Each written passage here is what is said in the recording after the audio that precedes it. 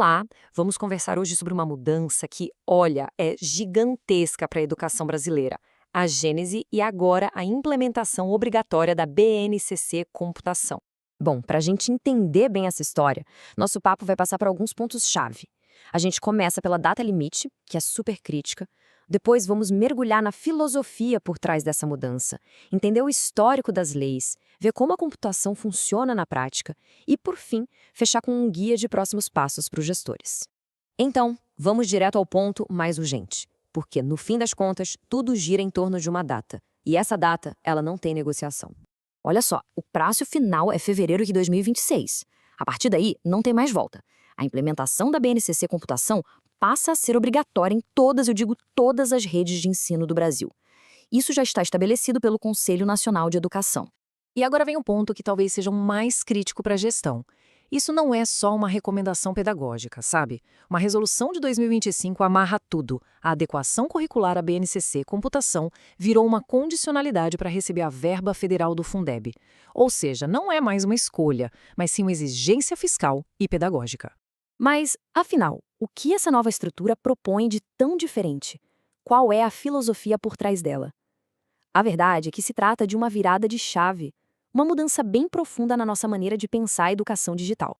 Primeiro ponto, e isso é super importante, não estamos falando de uma BNCC completamente nova. Pense nela como um complemento, um anexo normativo à BNCC que já conhecemos.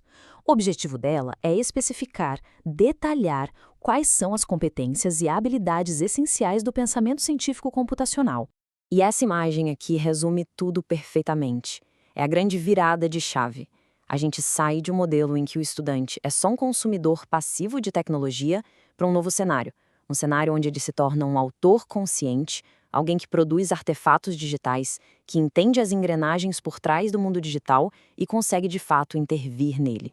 Essa filosofia toda se apoia em 3 grandes eixos que conversam entre si: pensamento computacional, mundo digital e cultura digital.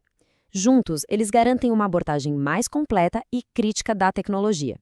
E isso se inspira muito em pensadores como Seymour Papert, que já dizia que a criança deveria programar a máquina e não ser programada por ela. E uma mudança desse tamanho, claro, não surge do nada, né? Existe todo um caminho legal, uma cronologia que nos trouxe até esse momento de obrigatoriedade. Vamos dar uma olhada nos marcos principais. Olhando para essa linha do tempo, fica bem claro que o mandato de 2026 é o resultado de uma construção de quase uma década. A semente foi plantada lá em 2017 com a cultura digital. Depois, em 2022, a coisa ganhou corpo com a formalização da BNCC Computação. E em 2023, uma lei tornou a educação digital um componente obrigatório, consolidando toda a base legal. Ok, já entendemos a lei e a filosofia, mas e na prática? Como isso chega na sala de aula, especialmente quando a gente fala dos bem pequenos? Pois é, essa é a grande dúvida de muitos educadores. Como implementar tudo isso na educação infantil, um lugar onde, por recomendação, o tempo de tela é bem limitado? E a resposta para isso é genial e está numa metodologia muito poderosa, a chamada computação desplugada. A ideia é ensinar conceitos centrais de lógica e algoritmos com brincadeiras, com interação, com materiais concretos, sem precisar de telas. Isso, aliás, está super alinhado com as próprias diretrizes de saúde do Conselho Nacional de Educação. Este quadro é fantástico para a gente visualizar como as duas abordagens, a desplugada e a plugada, se complementam. No pensamento computacional, por exemplo, criar a sequência de uma receita de bolo ensina a mesma lógica de algoritmo que usar um aplicativo de animação. Fica claro que, com ou sem telas, os objetivos de aprendizagem podem ser alcançados. Certo, o prazo de 2026 está batendo na porta. Então, para quem é gestor, para quem lidera uma instituição de ensino, o que precisa ser feito? Quais são os próximos passos, aqueles bem práticos e urgentes? Então, o caminho da implementação precisa ser muito bem estruturado. O primeiro passo fundamental é atualizar os documentos da escola, como o projeto político-pedagógico. O segundo é fazer um diagnóstico para entender as competências digitais dos professores. E com base nisso vem o terceiro passo, que é planejar uma formação continuada que realmente faça sentido para a equipe. E é por isso que essa mudança é muito mais do que uma simples atualização de currículo.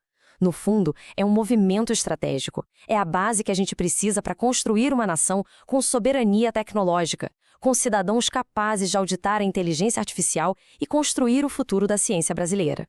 E tudo isso nos deixa com uma reflexão final. A grande questão que a BNCC Computação coloca sobre a mesa é se as nossas instituições estão de fato preparando cidadãos para o futuro digital.